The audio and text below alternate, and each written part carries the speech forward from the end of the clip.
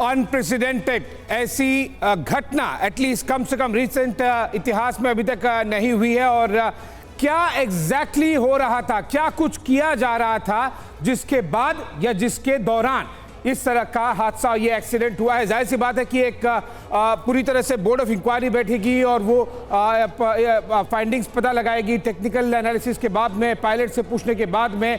लेकिन हम ये आपको ज़रूर बता दें कि ये हमें कंफर्म किया गया है इंडियन एयरफोर्स हेडक्वार्टर के सोर्सेज द्वारा कि ये दोनों ही पायलट्स सुखोई 30 MKI मिराज 2000 एक बॉम्बिंग प्रैक्टिस का हिस्सा थे। और एग्जैक्टली हम यहाँ आपको रिप्रेजेंटेटिव तस्वीरें लेके आए हैं, इस तरह से एग्जैक्टली बॉम्बिंग की जाती है। ये देखिए, ये एग्जैक्टली जो मिसाइल गायब हुई, ये बॉम्बिंग मिशन का हिस्सा थी। और ऐसे समय पे बहुत ज़्यादा मुश्किल होता है किसी भी पायलट के लिए, क्योंकि तुरंत बॉम्बिंग के बाद में डॉग फाइट भी शुरू हो जाती है। दूसरे फाइटर जेट्स किस तरह से आप पर अटैक कर सकते हैं, देश ने देखा था MiG-29 के दौरान, MiG-29 बाइसन जो अभिनंदन था बालाकोट स्ट्राइक के बाद। लेकिन उसके पहले किस तरह से एक पैक के तौर पर काम किया जाता है। Sukhoi 30 MKI heavy category fighter jet, Mirage 2000 primarily bombers. और एग्जैक्टली यही हुआ। ये देखिए, जैसे कि यहां पर 6 मिसाइल्स हैं, इसमें से इस मिसाइल को, ये डर्बी मिसाइल है,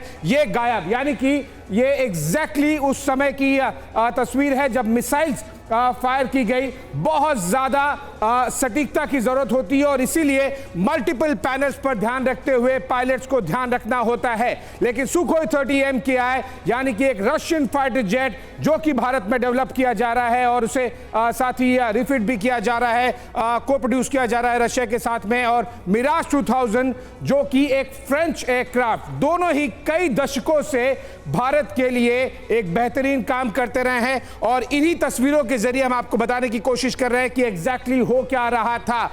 बॉम्ब से लैस दोनों फाइटर जेट्स, दोनों अलग अलग टीम के हिस्सा थे और ये हमें इंडियन एयरफोर्स के हेडक्वार्टर के सोर्सेज ने कंफर्म किया है। और ठीक इसी तरह से जहां पर बॉम्ब्स रिलीज करने के बाद में ठीक ये जो एक मिशन किया जाता, बॉम्बिंग मिशन, उस प्रैक्टिस के दौरान, उस एक्सरसाइज के दौरान ये हादसा हुआ है। बॉम्ब्स जब रिलीज हुआ उसके मोमेंट्स ही बाद ये हादसा हुआ है। बॉम्ब्स रिलीज वाली मोमेंट आप देखिए और समझिए कि किस तरह से यहां पर ये एग्जैक्टली ये बॉम्ब वाला डिस्प्ले है। बहुत सारे डिस्प्ले होते हैं और ये मिसाइल आपको, जो डर्बी मिसाइल है, ये गायब होती हुई दिखाई देगी। ये देखिए गायब, यानी कि जब बॉम्बिंग मिशन किया गया उसके कुछ मिनटों बाद, कुछ सेकेंड्स बाद ये दोनों फाइटर जेट्स आपस में टकराए।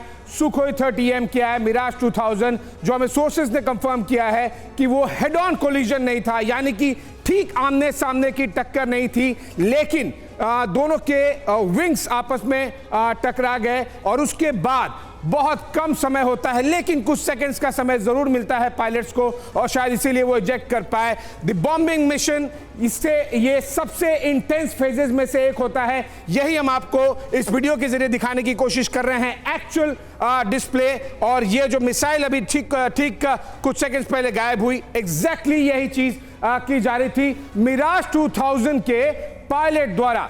हम आपको ये कंफर्म कर दें कि सुखोई 30 MKI बॉम्बिंग नहीं कर रहे थे, मिराज 2000 जो दूसरा फाइटर जेट था वो बॉम्बिंग कर रहे थे। और उसके कुछ सेकंड्स बाद ही दोनों फाइटर जेट्स के विंग्स आपस में टकरा गए। डिटेल एनालिसिस, काफी कुछ जब मलबा रिकवर किया जाएगा उसके बाद किया जाएगा, लेकिन क्या हुआ ठीक उस दौरान या ठीक उसके पहले, ये हम आपको दिखाने की और समझाने की कोशिश कर रहे हैं। जैसे यहां पर देखिए 1 2 3 4 5 6 और एग्जैक्टली एक बॉम्ब रिलीज हुआ। ये डर्बी बॉम्ब है। एक्चुअल में कौन से बॉम्ब का इस्तेमाल किया जा रहा था ये इंक्वायरी में पता चलेगा। ग्रुप कैप्टन देवनाथ हमारे साथ में है। सर, बॉम्बिंग मिशन सबसे इंटेंस हिस्सों में से एक होता है जब कोई भी एक्सरसाइज की जाती है। हम ये देखें हैं दशकों से सुखोई 30 MKI मिराज 2000 बहुत ही सॉलिड पैक फॉर्म करते हैं जब भी कोई बॉम्बिंग मिशन किया जाता है। ऐसे में क्या कुछ व्हाट हैज गॉन रॉन्ग, क्या कुछ रॉन्ग होने की यह संभावना यहां पर दिखाई देती है? Good captain Devnath. देखिए, मैं खुद फाइटर पायलट था, MiG-23 उड़ाता था और एक दिन ऐसा आया कि कुछ तकनीकी खामियों की वजह से मुझे भी अपने जहाज से इजेक्ट करना पड़ा। जी जी। फाइटर विमान की जो ट्रेनिंग होती है वो भारतीय वायुसेना बहुत ही प्रोफेशनल तरीके से करती है जी। यानी हर रोज, हर हफ्ते, साल में 365 दिन वायुसेना के पायलट ये प्रैक्टिस करते हैं कि अगर युद्ध हुआ तो उसकी ट्रेनिंग इतनी रियलिस्टिक होनी चाहिए कि युद्ध के पहले मिनट में ही, युद्ध के पहले घंटे में ही वो दुश्मन पर काबू कर ले, दुश्मन के ऊपर डोमिनेट कर ले। हाँ, हाई रिस्क एक्सरसाइज होती है। आज का जो हादसा हुआ, मेरे ख्याल से ये एक डैक्ट यानी DACT हम बोलते हैं, डिसिमिलर एयर कॉम्बैट ट्रेनिंग, यानी ऐसी ट्रेनिंग जिसमें कि दो अलग अलग तरह के विमान, दो अलग अलग तरह के मैनूवर करते हुए आपस में एक दूसरे के साथ भिड़ते हैं। देखिए, एयर कॉम्बैट में हर पायलट ये कोशिश करता है कि वो अपने विरोधी पायलट को हरा दे। एक तरफ अटैकर होते हैं, दूसरे तरफ डिफेंडर होते हैं। अटैकर का काम होता है कि वो डिफेंडर को अटैक करे, शूट डाउन करे, और डिफेंडर का काम इन मैनूवर्स के दौरान ये होता है कि वो अपने को डिफेंड करे। और उसके बाद बड़ी बात आप बता रहे हैं कि क्या कुछ संभावनाएं हो सकती है कि आखिर हादसा कैसे हुआ होगा। आशीष ने भी डिटेल में हमें समझाया कि बॉम्बिंग मिशन होता क्या है, और बॉम्बिंग मिशन के दौरान ये अभ्यास ही बॉम्बिंग मिशन का था और इसी दौरान ही ये दुर्घटनाग्रस्त हो गए दोनों फाइटर जेट्स।